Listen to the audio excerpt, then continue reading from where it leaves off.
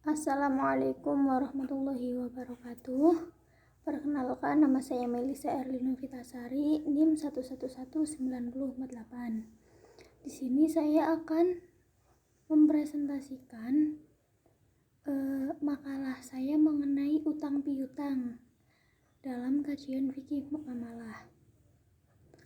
Pembahasan yang akan kita bahas yaitu pengertian qard, yang kedua dalil qard, ketiga perbedaan qard dan ariyah, yang keempat hadis anjuran memberi pinjaman dan menghindari hutang, kelima mengenai syarat dan rukun qard itu sendiri, dan yang terakhir itu hutang bersyarat.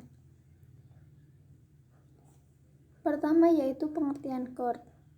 Qard menurut bahasa berasal dari kata qoroda yang berarti memotong. Diartikan demikian karena orang yang memberikan utang memotong sebagian dari hartanya untuk diberikan kepada orang yang menerima utang atau muqtarid.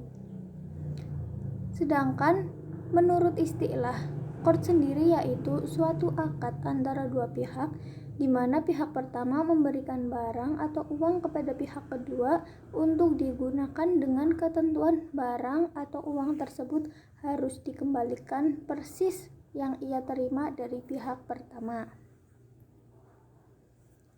Dalil qard sendiri terdapat dalam Al-Quran surat Al-Baqarah ayat 245. Bismillahirrahmanirrahim. Man dzalladzi yuqridullaha qardan hasanan fayudha'ifahu lahu ad'afan katsirah wallahu yaqbidu wa yabsutu wa ilaihi turja'un. Yang artinya, siapakah yang mau memberi pinjaman kepada Allah, maka Allah akan melipat gandakan pembayaran kepadanya dengan lipat ganda yang banyak, dan Allah menyempitkan dan melampangkan rezeki, dan kepadanya lah kamu kembali. Yang ketiga, perbedaan qard dan ariyah. Qard sendiri mengutang barang yang statusnya menjadi hak dan milik yang berhutang yang harus dikembalikan atau dibayar dengan barang yang serupa. Contohnya seperti meminjam uang. Sedangkan ariyah itu hanyalah pemberian penggunaan manfaat barang saja, seperti meminjam motor, dan itu harus dikembalikan lagi. Jadi kalau ariyah itu bukan berupa uang, tapi berupa barang. Maksudnya barang selain dari uang. Selanjutnya yaitu hadis anjuran menghindari hutang. An Aisyah radhiyallahu anna Nabiyya sallallahu alaihi wasallam kana yad'u fi sholati Allahumma inni a'udzubika minal ma'ami wal maghrami. Faqala lahu qailun ma aktsaru ma tasta'idzu minal maghrami. Faqala inna rajula idza gharima haddasa faqadzaba wa wa'ada ahlafa.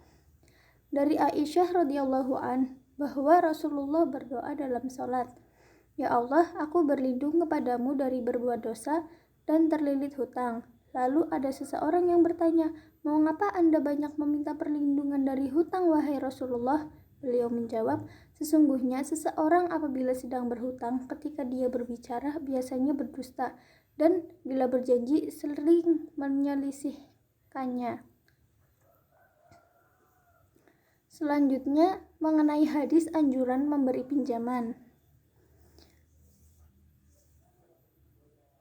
Man nafsa am mu'minin kurbatan min kurabid dunya nafasallahu anhu kurbatan min kurabi yaumil qiyamah wa ma yassara 'alal mu'sirin yassarallahu 'alaihi fid dunya wal akhirah wa man satara musliman satarahullahu fid dunya wal akhirah wallahu fi 'aunil 'abdi ma kana al 'abdu min 'auni akhihi. Yang artinya, barang siapa meringankan sebuah kesusahan atau kesedihan seorang mukmin di dunia, maka Allah akan meringankan kesusahannya pada hari kiamat. Serta barang siapa yang memudahkan urusan seseorang yang dalam keadaan sulit, Allah akan memberinya kemudahan di dunia dan akhirat. Dan barang siapa yang menutup aib seseorang, Allah pun akan menutup aibnya di dunia dan di akhirat. Allah akan senantiasa menolong hambanya selama hamba tersebut menolong saudaranya. Hadis riwayat Muslim. Selanjutnya yaitu rukun qard. Rukun qard itu ada 4. Yang pertama muqrid atau orang yang memberi pinjaman. Yang kedua muqtarid, yaitu seseorang yang menerima hutang. Yang ketiga ma'qud alaih, yaitu objek yang dihutang. Dan yang keempat itu sighat atau ijab qabul. Syarat qard. Syarat qard itu ada 3, aqidain, ma'qud alaih, dan sighat. Aqidain. Adapun syarat bagi orang yang menerima dan memberi hutang yaitu merdeka, baligh, pandai dalam artian dapat membedakan baik dan buruk serta berakal. Ma'qud alaih. Rukun harta yang dihutangkan yaitu antara harta yang satu dengan yang lain memiliki jenis yang sama. Menurut mazhab Hanafiyah dan Hanabilah, harta yang dihutangkan disyariatkan berupa benda karena tidak sah mengutangkan berupa manfaat. Selanjutnya itu sighat. Sighat sendiri ijab dan qabul. Yang terakhir yaitu hutang bersyarat. Hutang bersyarat itu dibagi 3. Yang pertama, jika syarat itu sifatnya menguntungkan bagi orang yang mengutangi, maka rusaklah syarat tersebut dan utang piutang bersyarat menjadi rusak.